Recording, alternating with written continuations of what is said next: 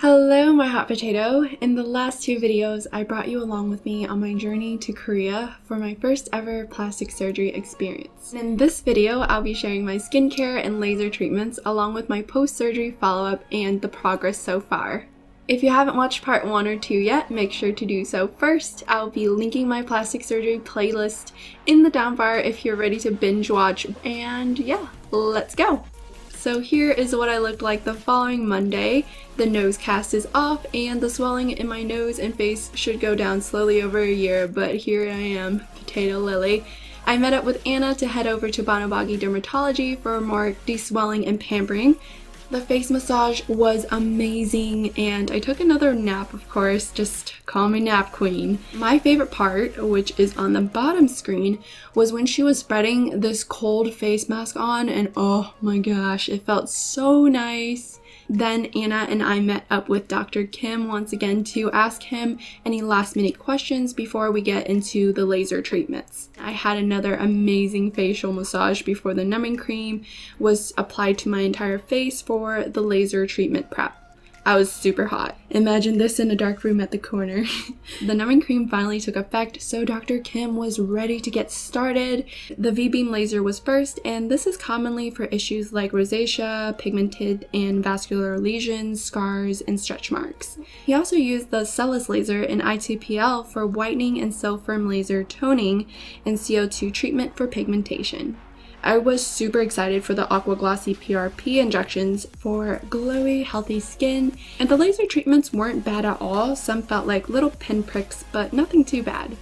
And after that, I got another relaxing facial massage and napped for probably the 10th time that day. We finished things off with a BioLight therapy to promote healing. So as I'm speaking to you, I am actually almost 4 months post-op. So after that, I went to meet up with Dr. O to review my x-rays. Dr. O did tell me that the swelling would go down day by day over a span of a year, and even right now, as I'm talking to you, I'm actually quite swollen. I still feel like this whole area of my face is like quite swollen, like I poke it and yeah, it's swollen. Yeah, I was just really amazed with how the results turned out and the balance of my face. This is before the surgery?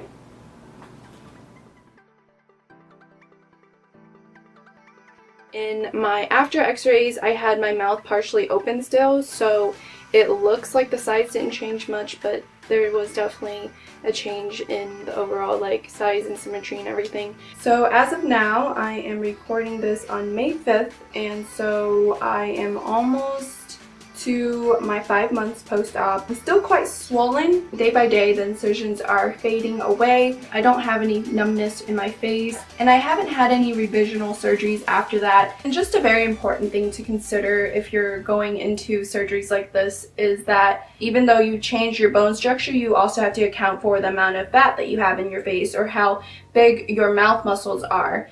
And during my final consultation, Dr. O did say that I would have even better results if I lost a few pounds. And so since December, I've improved my diet, I worked on my portion control, not eating too much at one time, and I've also kept up with my exercise. So I've lost 17 pounds since December, and if you guys want a separate video on that, I'm totally down for it. Just let me know below. And the same day that I came in for my final consultation, I also had my mouth stitches all removed, and I kid you not, if you do facial contouring, that will be the most painful part of the whole entire process. So after that was over with, I had my final consult with Dr. Lee to have him check out my nose and have some final counseling on aftercare and what to expect and stuff. When I saw him for my final consultation, I was still very swollen. I was kind of freaked out because my nostrils were a different size, and I didn't think about the swelling and what that would do to it, but as the swelling went away,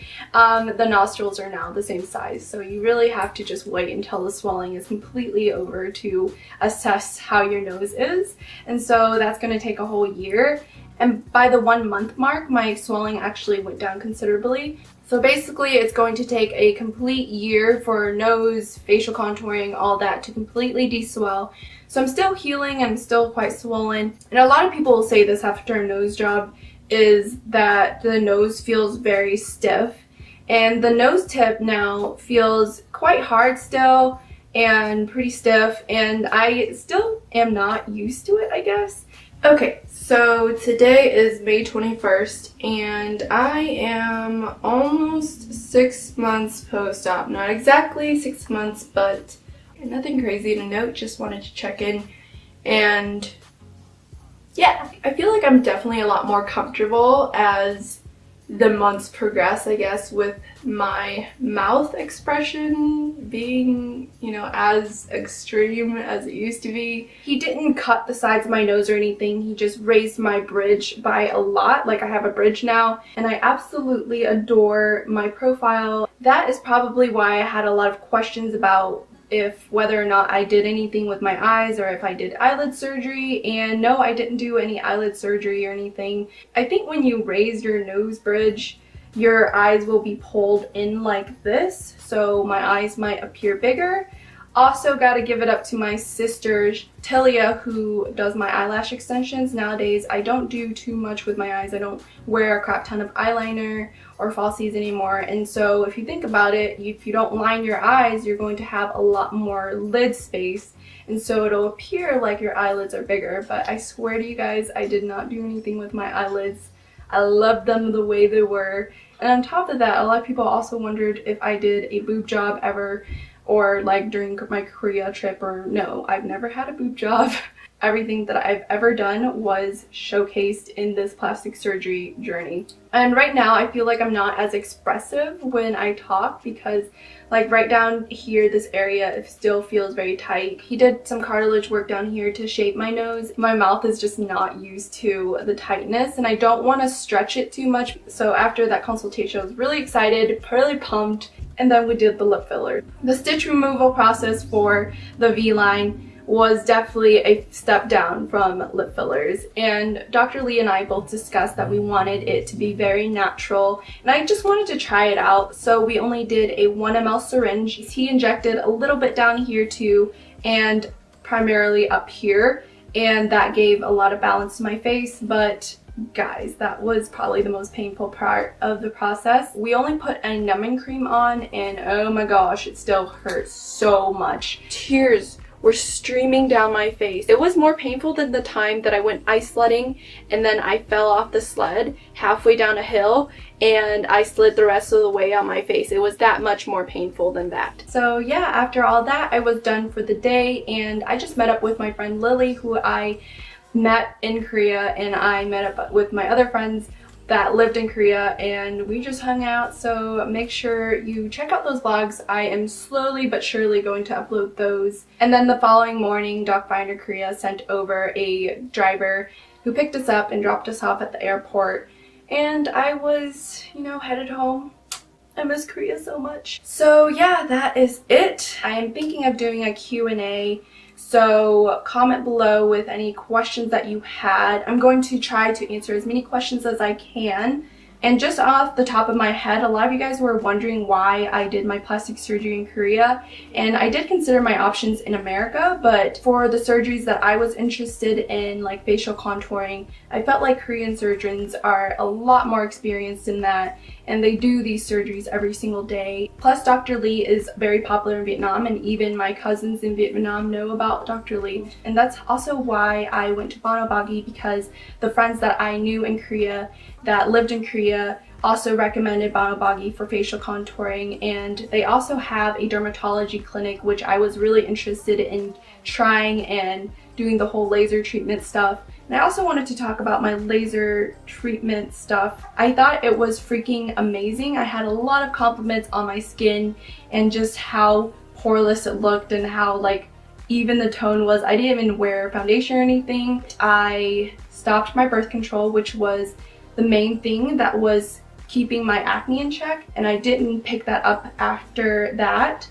And I broke out after 3 months. Like, it was hormonal breakout. It was like back with a vengeance, all right here, and it was so bad. When you do these laser treatments, you have to do 4 or 5, maybe even 6 of these treatments through a span of a few months in order for it to have lasting results. I really like the aqua glossy treatment. My skin was so glowy, and it just looked so nice and hydrated, and So I am definitely interested in doing further laser treatments.